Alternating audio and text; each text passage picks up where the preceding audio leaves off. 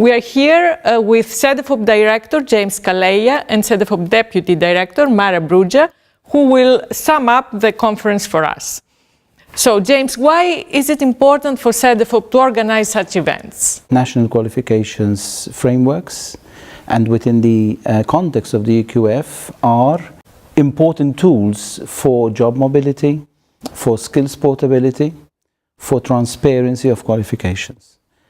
We have a mandate to act as brokers with our stakeholders, with our key stakeholders, and therefore such a conference is an important tool or vehicle, not only to pass messages to member states and social partners, but also to get their feedback. We are looking into the impact of national qualifications frameworks.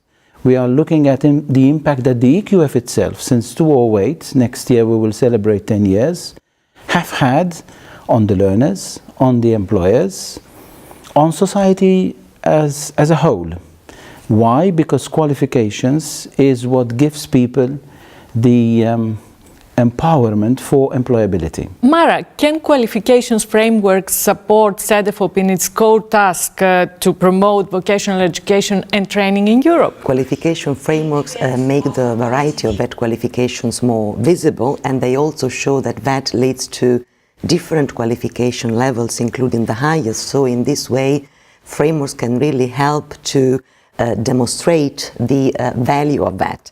And as boundaries between education and training sectors and between initial VET and continuing VET are blurring, qualification frameworks can also help VET learners navigate their way through life-wide and lifelong learning, and can also help them understand how VET qualifications from different institutions and subsystems can be combined to support individual learning careers. James, speakers at the conference presented the positive and the negative impact, some negative aspects of the NQFs, of the national qualifications frameworks. When we take stock, how do the frameworks make a difference? NQFs have made a difference. Also because I have directly experienced that in my country, which is Malta. In Malta, they have been catalysts for VET reform across all levels of qualifications. They have enabled us to link with higher education. For the first time, a couple of years ago, university and college came together to design how qualifications could have what we call parity of esteem, same value. And employers were of enormous support to give qualifications a better transparency system within them, which can be understood by parents, understood by learners, understood by employers, trade unions. So yes, I've seen also some cynical replies to the impact of qualifications frameworks during this conference. But my general impression is that qualifications frameworks are here to stay. So I think this has been a very, very positive conference that we had. It gave us new insights on the way forward, on how to improve qualifications frameworks.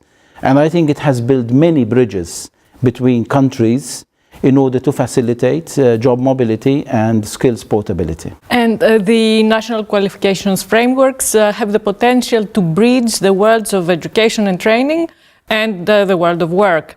But how can they help link vocational education and training with higher education? National qualification framework show that VET is also part of higher education. And some countries, while working on their own qualification frameworks, have even realized that they miss VET qualifications at the higher levels of the NQF. And the need to develop VET at the highest NQF levels has been increasingly discussed in recent years, not least in the context of emerging skill needs. And I think that this trend is highly significant because it demonstrates the actual potential of qualification frameworks to promote the standing of VET. In terms of what Cedefop is doing in this area, what is the next step? The next step is to now move into how this impact can be measured, not just across Europe, but also with the individual countries. Every country has had different experiences of QFs, of qualifications frameworks. This has been a milestone in preparation for our celebration next year of 10 years of the EQF, and therefore the next steps would be now to get the evidence of how the impact has affected the member states and what will be the next steps to even have more robust QFs in the future. Research was something that it was mentioned quite extensively. More research is needed.